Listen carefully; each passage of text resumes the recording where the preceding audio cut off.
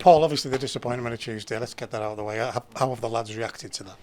Yeah, well, listen, these things happen in football. You lose games, and the thing that disappointed me was that it was a spell in the first half where I just felt as though we lost our way and we lost that belief.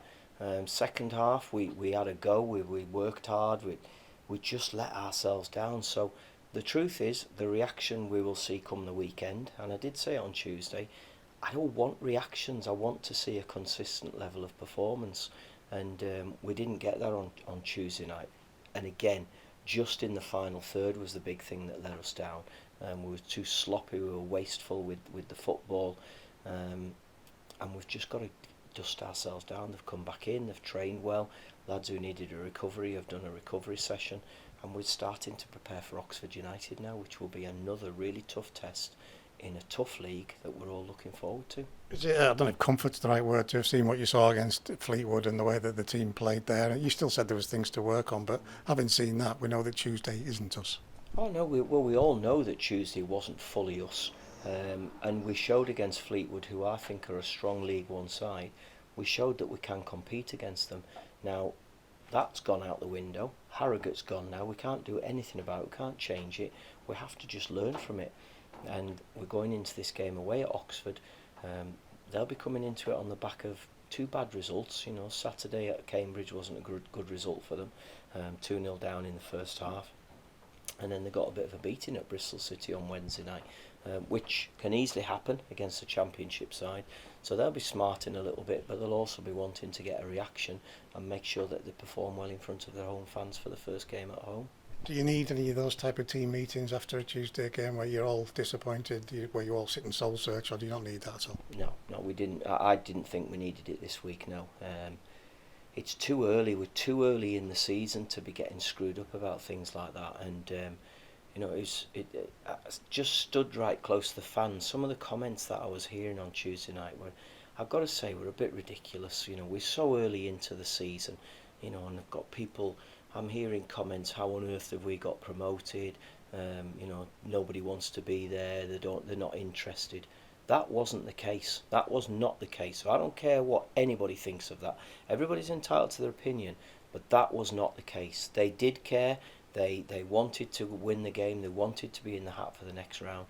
It just didn't happen for us on the night, particularly in the final third where we let ourselves down. And you just look through the results. I think on Tuesday night there was 8 championship teams went out. There's teams falling by the wayside in this competition, and it happens. I'm not clever enough to know why. I'm not clever enough to know why we let ourselves down in the final third. And all we've got to do is make sure we stick together. I've said it from day one. Supporters, players, staff, all of the sponsors and everybody, we have to stick together if we want this club to move forward. Not get disgruntled at the first sign of something going against us. Make sure we just stick together and hopefully we can get ourselves through it. The good thing about the, I don't know if it's a good thing about this stage of the season, is it's Saturday, Tuesday, almost pretty much all the way for the next couple of weeks. Yeah, it is. And listen, we wanted another Tuesday as well, but it's not going to be because of the second round of the cup. But no, it's a full-on start to the season. You have to be ready for it. So we'll be ready come Saturday, and that's all we can do now. We've got to make sure we're ready for that. And then the game after, we'll worry about that once we've dealt with Oxford. You've mentioned Oxford, the 2 disappointing results that they've had. Is that, would we have to be careful of that, wary of that, or is it just another game where both teams will want to win anyway? I think we don't need to be any more wary than we were before. I know what they're about. I'd watched the game against Cambridge. I've looked at the highlights of their game against Bristol.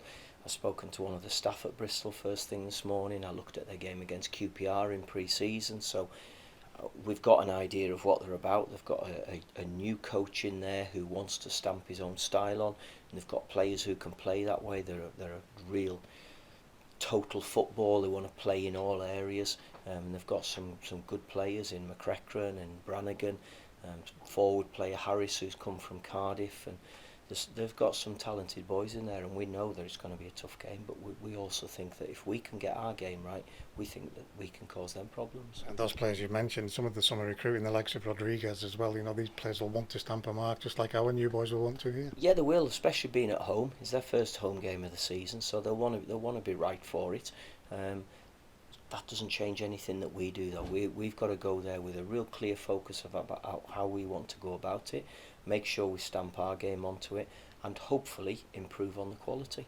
We were a menace away from home last season, as we were at home, actually. That's why we had a good season. It's what you want to see, isn't it? Yeah, we've got to. I mean, I want the first victory, and I don't care whether it comes in a home game or an away game. I want to get that first 3 points. I actually think it might just calm everybody down a little bit. I think if we can just get that, it starts to just build that belief. There's such a lot of football to be played over this season, and we're going into this game at the weekend hopefully with a squad who are capable of going and showing the energy and the ability that we know we've got in the group. Those niggles that you mentioned on Tuesday night, have we got rid of them? And I suppose Mox was the big one with him declaring himself unfit. Well, there's another issue come with Mox in that he's had a sickness bug as well. So he hasn't come in and trained today. He was due to train today, so I'm expecting the dead leg to have recovered. We've just got to see whether he gets over this sickness bug. There's a couple of other things from the game of the night which I'm not going to name names on, and we'll see. We've got 2 days before the game as I sit here speaking to you now, so hopefully they'll recover in time, but if not, we've got others who are willing to step in. I thought Ben Barkley stepped in and did a real good job the other night. Jack Robinson showed that he's got energy to get up and down the line. Jack Ellis has shown that he can compete at this level, so we've got players who can come in. We just need to wait and see how they all are. And you were mentioning yourself the forward line, and there's so many options up there, isn't there? It's finding the ones that are going to really click and kick us on. Yeah, I mean, the truth is I think Luke and Gibbo clicked. I thought they clicked at times well on Saturday against Fleetwood. I thought particularly first half, Jordan and Luke both sort of complemented each other well. What we've got to do is get players to want to get in the 18-yard box and get goals, and then we've also got to find that extra bit of quality to give them those opportunities to get goals. But we've also got Joe Garner, we've got Ryan Edmondson who are chomping at the bit wanting to be involved. Shawnee Maguire and Dan Butterworth I thought showed up well in the second half on Tuesday night. We've just got to be sure that the latter two especially that they're going to be fully fit, because they have to be, we want them to be fit for the season, not just for the first couple of games and then the breakdown because they weren't ready to go into it. So we have to be really careful, and I hope everybody understands that. At the other end, we've mentioned this before, when you bring a player in, you can feel the lift around the place, and Jocko, with the character that he is, that's happened today. Yeah, it has, yeah. He's certainly got a strong personality, which is brilliant. We need it. As Mick Kelly last year, as much as I didn't have the confidence to play him in a first team game, he was a great character to have around the place. And Jocko's come in and he's been like that today. He's been a bit of a breath of fresh air coming into the football club, and now the challenge for him is to make sure that he takes that personality and he pushes Thomas as hard as he can and tries to get himself into the team. What did you do for Gabe? Do you keep him here as part of that competition, or do you look for getting him out for games? Well, no, Gabe needs games. It's simple as that. He does need to play games. I don't feel as though he's ready to play in our first team yet. That's normal for a young goalkeeper. So we will be looking to get him games, but it has to be the right one. He was pushed into a loan last season, which we weren't particularly happy about, and it didn't work out for him. So it's got to be the right loan for him. It's got to be the right environment for him to go in. We want him to be training here because Dave Timmins wants to work with him as much as he possibly can and try and have a real development year for him. We've just got to wait and see who wants to take him and where we go from there with it. 3 weeks of this transfer window left, Paul. Is it a distraction, or is it good to have those 3 weeks so that you can continue to manipulate if you need to? Well, we are looking. We're looking to see if we can bring players in. And we always knew it was going to be there till the end of the month, so it's not a distraction, it's not a problem to us. We know that we still need to strengthen. We know that we've got areas in the pitch that I want to add to. Finding the ones who are going to be better than what we've got and who are going to make a difference is the bigger challenge. Forget about where Carlisle is on the map, forget about finances. It's actually finding them, because there's not an abundance of them out there. But we'll keep looking, we'll keep speaking to clubs and chasing little targets that we have got, and hopefully we'll be able to bring the right ones in. I know you won't mind me asking this question in this way, because he's a bit of a character himself, we've discovered. A fan asked me the other night, who's the bald gadgie? Dino has been added to your backroom staff, but Yeah. what's the story on him? Yeah, Dean is come in as just another pair of hands, particularly on a match day to help Colin and on the kit side. Um, he's a massive Carlisle fan, really enthusiastic. He worked part time with Barrow last season and maybe for a couple of seasons. I got a phone call in the summer from Grant Holt to say that Dino has left Barrow, but he's really keen to keep his hand in and would love to be involved here.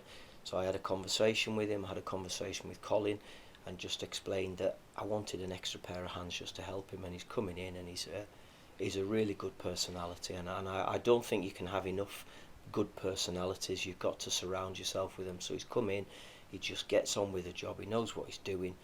He's always got something to say, he's always got a little ditty to come out with. So no, he's a good bloke to have around, and he's just going to help with on the staff side. We talk about distractions a lot, Paul. The news about the potential, whatever it is, investment takeover, does that affect you? Are you involved in that even in discussion terms? No, I haven't. I haven't met anybody about it. Obviously, I got a bit of a surprise when I heard about it yesterday because I didn't know it'd gone that far. Does it bother me? You know what? It actually excites me a little bit because one of the things that was talked about to me when I first came back in February, well, I keep forgetting, was it 2022, was that the directors realised that there needed to be a new change of ownership. They realised that, they said that to me. So if something is going on, then I think it's got to be good for the club, because we know that to move forward, to build, that we need to have some more finances coming in. So if it's true and if it is going down the line, then fantastic. What I would also say is, let's not count our chickens just yet, because it might just be a rumour, it might just be an inquiry, and we've just got to wait and see what happens. But if we focus on what we're doing at the moment inside the club, I think that the current group of directors have done brilliant to get us to this point here, to get us where we are. Now, if they feel as though there's somebody else can take us to another level, then let's get round a table and let's talk. And I'm sure that if they get to a point where there is something interesting, I'm quite sure I will get involved and somebody will have a conversation with me about it. Does it cause any ripples in the dressing room? Are the lads that interested in that side of the business? Oh, I'm sure they're interested, but all I can go off is, I believe that the story surfaced yesterday. We've trained today, and not one player has mentioned it to me. So whether they don't know about it, I'm certainly not going to say anything about it, because I don't know where it's at. The players just get on. They're really blinkered footballers. They're very simple lives. They just get on with doing what they need to do, so long as it's not affecting their performance and ultimately what they're taking home in their wages. They just crack on and get on with it. You made a plea to the fans about the situation with missiles, objects, whatever description we want to give that, but there's been action from the authorities this week. Hopefully, I mean, there's an awareness that these are kids and kids make mistakes, but hopefully this is the end of this. Well, we really hope so, because I made mistakes when I was a kid as well. Not to the level of that, I'll be honest with you. And young people do make mistakes, and I think it would be a massive shame if something was to dampen down the enthusiasm that we've got in the Warwick Road end. That end of the ground, along with what's been going on in the others, has been superb. It's given the whole football club a lift, and I think it's actually it's made me realise there's some really good people out here. You think of the things that the Warwick Road End group have been doing, and trying to accumulate even more supporters to come down has been working. So I don't want it to stop that. I just think people need to just maybe engage brain a little bit before they start doing stuff like that. And if we can do that, I think we've got a brilliant environment in that Warwick Road End. We just have to cut them little stupidity bits out. They don't need to be hung, drawn and quartered for it, in my opinion. I'm quite sure if they get spoken to and explain the consequences, I'd like to think that they'll understand and they'll be regretful of what's happened. I just think it's up to us to try and police it a little bit better.